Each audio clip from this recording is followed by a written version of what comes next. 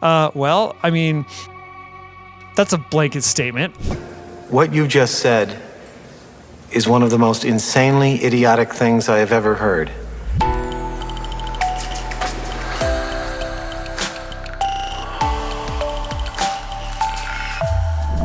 Hey there. Welcome to the Guarantee Retirement Guy Show. So today I wanted to answer some questions, maybe make some comments on some statements that I've been getting on my YouTube channel. So I've got a lot of people that are asking questions, and I thought that I would just kind of read them off and address them. So I printed out about a page and a half of questions, but I think they will be useful to you because a lot of these questions are pretty common. And when you're on your annuity search and you're looking for the best expert to work with, you might be having questions that you are not getting answered. Or maybe you're just getting so much information on the internet that it just feels really overwhelming, confusing, and frustrating. All right, so let's kind of start out with the first question, which is this. Is there a way to change annuities if mine is subpar? If so, what consequences come with changing? That's a good question. So I do have people reach out to me that have an annuity that they purchased and they are not very happy with it, and it turned out not being as good as they were hoping it would be. So yes, you can absolutely switch. You can switch from any annuity that you want to another annuity as long as it's the same. So if you switch it from a fixed annuity product, make sure you put it into another fixed annuity product. You have to consider though, there are surrender charges. And so if you are, maybe a couple years into it, it might not be a good idea. I don't want you to get out of something and pay a bunch of charges unless it is absolutely worth it. And over the long run, it'll help you versus, staying where you are. Okay. How about RMD on an annuity inside of an IRA? RMDs, yes. So RMDs are required. Right now, the ages have gone up. It's around 73. For me, the RMD age is 75. And yes, if your annuity contract is sitting inside of an IRA, then yes, it's subject to an RMD. If you decide though to turn on your income by 73 or before 73, then that usually satisfies the RMD requirement. So you really don't have to worry about that. So if it's a fixed annuity like a MIGA, there are MIGAs out there that are friendly, RMD friendly, where even if they have restrictions on what you can take out during the accumulation phase, they still allow you to take out for the RMD requirement. Okay, so good question. All right, this user said, I'm glad that I moved most of my 401k annuity into an annuity in 2022.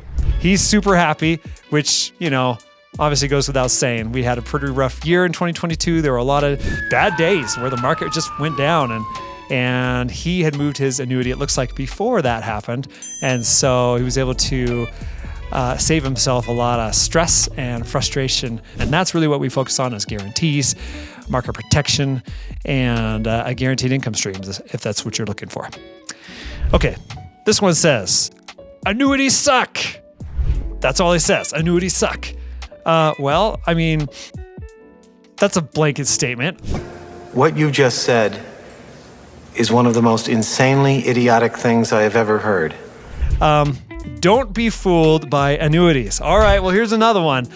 Fooled by what? I guess is my question. I mean, are you talking about, I don't know, lack of income, maybe lack of growth?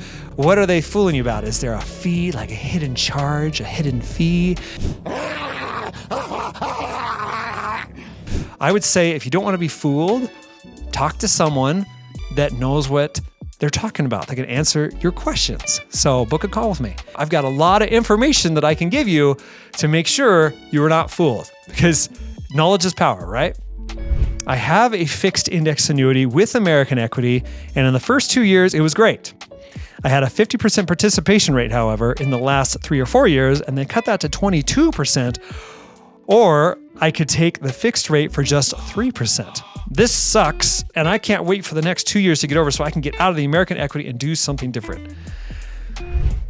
So it looks like, at least what I'm reading here, it looks like they put their money into an American equity annuity for growth. I don't see anything in here about income. So if that's the case, I agree. I never recommend American equity for growth. So they do have some growth products, but there's better annuities out there right now, at least, that have higher participation rates in the index and no caps. And just better options. So American equity, though, is phenomenal for income. Really, when you're thinking about index annuities, there's ones for growth, which if you want to leave it to the kids, you just want growth, and you don't care about income, perfect. We can put you into those. But there's certain ones that are just for income, okay? And you have to know the difference before you do it. Hi, what are the benefits to an annuity? I thought a Roth was good enough. Well, a Roth is a basket. An annuity is a product. Annuity can be placed in the basket. Okay, so you've got an IRA or a Roth IRA. They're both baskets. A Roth is tax-free, so you put an annuity inside of it, and you want income from it. Then at least you have guaranteed income that's now tax-free, and the income is forever. So you be the judge. Okay. Hello, I'm thinking about rolling over my traditional IRA into a fixed annuity. So my question is, what happens after you reach the term limit, let's say 10 years, as I was told that the monthly payments were for life? If so, will it be at a different interest rate? And also, could I then switch it to an index annuity if I wanted to? I'm guessing he's talking about a MYGA. Okay. If he's talking about 10 years, typically, right now I'm looking at MYGAs that are paying 6%, which is pretty high right now for 10 years. After that, the renewal rate's like 1%. So you gotta roll it into something after that. So yeah, yes, you could definitely roll your traditional IRA into an annuity. You just roll from one IRA to another IRA, and you now have the IRA with an insurance company, and the annuity contract is inside of it. So if it's a fixed annuity, like a MYGA, that gives you a fixed rate of return, 4 or 5%, then yes, at the end of that term, you would roll it into something else. So either another MYGA or maybe an income product. All right, when can I get on a Zoom call with you? Anytime. All right, there's a link below this video. If you want to chat and you have some questions and you're thinking about investing into an annuity for yourself, maybe either for growth or for income, I love to show you everything. And I love to be as transparent as I can, and I love to answer questions. We want you to tell us the answer. The answer to what? The answer to life, the universe, everything. All right, got a question about DIA, Deferred Income Annuity. In those years before the income stream starts, can I name no beneficiary and get more mortality credits, higher payment? The answer to this one is no. Okay. Naming a beneficiary or not naming a beneficiary does not change the income that you're getting for yourself, because the insurance company is not going to be on the hook for your kids and your grandkids, right? So they're going to get the lump sum, whatever is left out of that account, okay? This guy says, I'm addicted to your personality. Well, thank you, I guess. I appreciate the comment. The ultimate gentleman spy, irresistible to women, deadly to his enemies, a legend in his own time. All right, what age would you say they would not be beneficial to start doing this? I'm 61. Would it be too late? No. Can you drop a large sum of money to start over? Is it always better to incrementally over time add to the account? Thank you. All right. And no, if you're 61, it's not too late. If you're 75, it's not too late. Okay. It really depends on your goals and what you're looking for. I have people in their 50s and 60s buy annuities. They don't take income from them right away. They'll wait 5-10 years. And a lot of times they'll buy several and they'll take income from maybe one every 5 years. They'll keep on activating the income, which this is called annuity laddering. Can we draw money out at any time? Well, it depends on the annuity. Typically, at least for FIAs, fixed index annuities, you can take up to 10% penalty free. It's different with different companies. Sometimes it's less than that, but I would say the norm that I see is around 10% without penalty. So yeah, and that's every year. So I suppose if you did want to take out, you could. Just remember it does affect your guaranteed income later on if that's what you're setting it up for. Now there are some MYGAs, some fixed annuities that will only allow you to take interest out. Okay, or maybe they'll only allow you to take 5% out. So you have to look at the rules and restrictions of those annuities before you put it in. Okay. Do the insurance companies need copies of your personal information like tax returns, bank statements, and broker statements? The answer to that is no. You fill out an application, it's at face value. So you're putting your information in and they take that information at face value and they issue the contract. Okay. They don't dive into your personal information. They're not the IRS. Okay. Just recently found your channel. Love it. I worry about the fact that annuities are not protected by the FDIC. Do you have a video that talks about this? Yes, they're not insured by the FDIC, but they are insured. They are state insured. So the State Guarantee Association insures your annuity. Now, keep in mind, when you're choosing an annuity company, you're choosing a company that is more regulated than a bank is. Okay, so banks might have a 10% reserve requirement and they're lending out the rest of your money versus an insurance company, which is more regulated and they are required to have a much, much higher reserve requirement. And we're talking 80 to 100%. So you be the judge.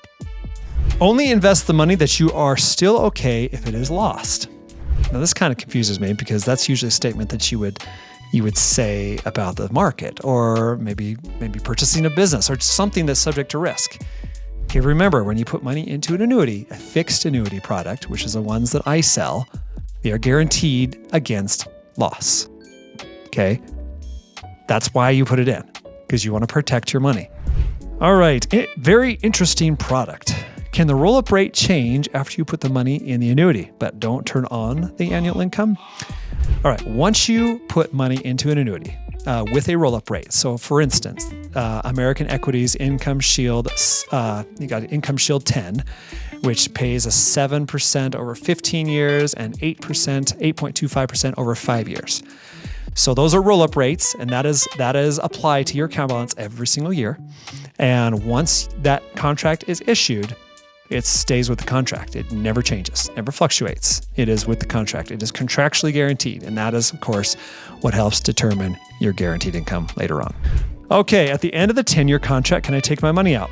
So typically, and I'm guessing this question is about when he says a 10-year contract, it's either a 10-year MYGA with a fixed term for 10 years, or he's thinking about a 10-year surrender period in an FIA contract. Because a lot of them do have a 10-year surrender period where, yes, at the end of 10 years, there are no more surrender charges. You get all of your account balance, plus all of the growth, all of the earnings, everything. So, all right. How can a fixed index annuity guarantee 7% over every single year? Well, that's a great question because a lot of times when I'm asked this question, they're like, this sounds way too good to be true. 7% every single year. How can they do that, right? Here's the thing about the 7%. Yes, they can guarantee 7% or 8% or 9% because those are typically roll-up rates that they're guaranteeing. So what they're doing is the index is earning whatever it's earning over here. Okay, that's separate. Your income value account is the one that earns the 7 or 8 or 9%. Okay, and that is how they determine your income. So it's very valuable. It's extremely valuable. You're getting a 7 or 8% growth rate for income, but the insurance company doesn't actually have to put 7 or 8% in your cash account. And so that's how they're able to do it. They're able to give you the value, but at the same time, not promise unrealistic returns at the same time. Does that make sense? So if that is still confusing to you, what you need to do is you need to look up my video about roll-up rates. And I explain it in detail, and I think that'll help quite a bit. Okay, so do indexed annuities have monthly caps within the annuity as well as yearly caps? Yes, some indexes do, but some indexes do not. So there are caps on some that may be 6, 7, 8%. A lot of those S&P funds will have those caps. And then sometimes the participation rates, where they let you participate in a portion or all of the index. So the participation rate right now at one of the American Equities indexes is 45%, meaning if the index does 10%, you make 4.5%. But there are other annuities when you're looking for growth that have 100% participations and they have no cap to what you can earn. So when you're looking for growth, that's what we put you in. What is the best company for a 73-year-old, retiring in January, willing to wait 2 to 3 years to begin income. So that's subjective. It depends on your state. Depends on if you're married or single. And if you're willing to wait 2 to 3 years, maybe American Equity would be good, but maybe North American would be good. Allianz is great. Nationwide is awesome. There's a lot of good companies out there, but what we need to do is just sit down and look at your state and see if you're single or married and get an actual timeline for when you are going to take out that money for sure. And we'll pinpoint the exact company that would be the best for that situation. Okay, interesting video. I'm not sure I understand how it's different from a savings account though. Well, a savings account is where you put money into a bank account, right? An annuity is not a bank account. It is a contract. Okay, it is a contract, either a contract of income or a fixed contract of growth. A bank account is very, very liquid, whereas an annuity has limited liquidity, but you get a lot of benefits for it. So, all right. New York Life, best of the best. Well, yeah, they're a good company. I mean, yeah, A+. They got what, 300 billion in assets. So yeah, they're a good company. I mean, Allianz is also good. They've got 1 trillion in assets. So I don't know. There's a lot of good companies out there. There's a lot of good companies. You've got companies out there that are great for income. You've got companies that are great for growth, and they all work differently. And you should really not be limited just to one company. Check them all out. Okay. All right. If you're pulling the interest out each year to live on, aren't you better with a higher non-compounding rate? If you were allowed to take that money out, then I would say, yeah, that would be a good thing. Definitely better than maybe a 5.4 that's compounding, because if you're taking the money out every year, then yes, you would definitely choose a simple interest. But if you're going to let it compound, I've seen the 5.4 beat the 6s and the 7s all day long. Okay, from Ron. I love you. For the record, I'm your 4th subscriber. Ron, I appreciate you. I remember when you subscribed to me. And all of you that subscribe to my channel, I appreciate you for watching. I know my videos, there's a lot of them, and I hope that you enjoy them. And as you can see, I love educating and I love helping people feel comfortable with how annuity contracts work, because it's important. You have your retirement savings you've been working on for 30 or 40 plus years, and you want to make sure the advisor you're working with is not just thinking about his own pocket, his own commission, because I guarantee you a lot of them are, unfortunately. And I mean, I'll be honest, I like to get paid too, but I still want to show you everything, because it's not about me. I'm not going to try to steer you into an annuity product that will pay me an extra 2 or 3% just because, it still might be a great company for you. But if I know there's another company out there that is better, gives you more income, gives you more growth, then you need to know about it. So, and that's what I do. If I haven't covered your question, all right, please reach out to me. You can comment on this video. I hope you do. Or you can reach out by email. If you want to talk about annuities and you're thinking about investing in one for yourself, then please book a call below and we'll chat.